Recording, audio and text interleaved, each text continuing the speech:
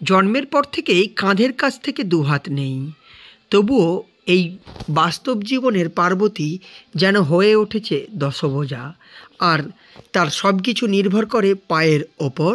পা দিয়েই হাঁটা ফেরা, সঙ্গে পা দিয়েই সংসারের যাবতীয় কাজ, এমনকি লেখাপড়া, ছবি আঁকা, খাবার বানানো, টেলারিং চালানো থেকে সব কিছুতেই পা হয়েছে বাস্তবে হাত।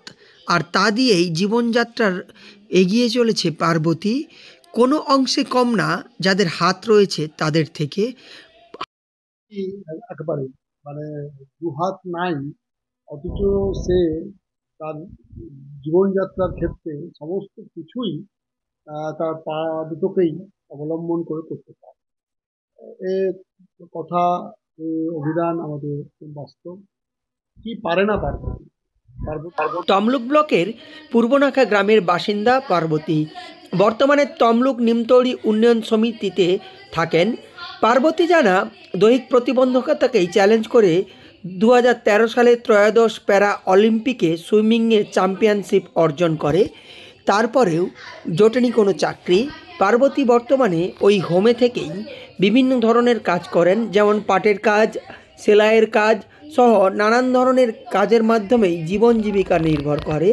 পার্বতী বিশেষভাবে সক্ষম হয়েও কোনো অংশে কম নয় একজন সুস্থ সবল মানুষের থেকে।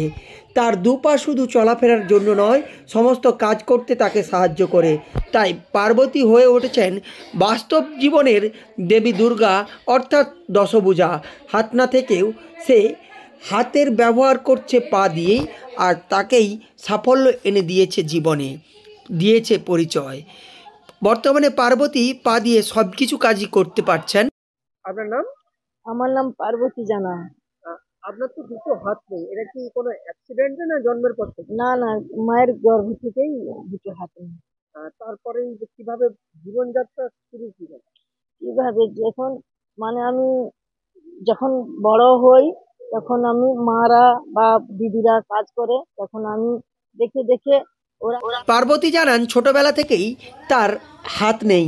বাড়িতে মা, কাকিমা ও বড় মাদের দেখে দেখেই কাজ করা শুরু করেন পা দিয়ে। তারপর থেকেই সে পা দিয়ে সমস্ত কিছু কাজ করছে। বর্তমানে পার্বতী টেলারিং চালানো থেকে ছবি আঁকা, রান্না করা, সবজি কাটা সমস্ত কিছু করে পা দিয়েই। পা যেন তার দুটো কাজই ব্যবহার হচ্ছে, এক হাতের কাজ, অন্যদিকে চলাফেরা। পার্বতী হয়ে উঠেছেন দেবী দুর্গা বা অর্থাৎ দশভুজা। তমলুক থেকে সৈকত সিংয়ের রিপোর্ট, লোকাল 18 বাংলা।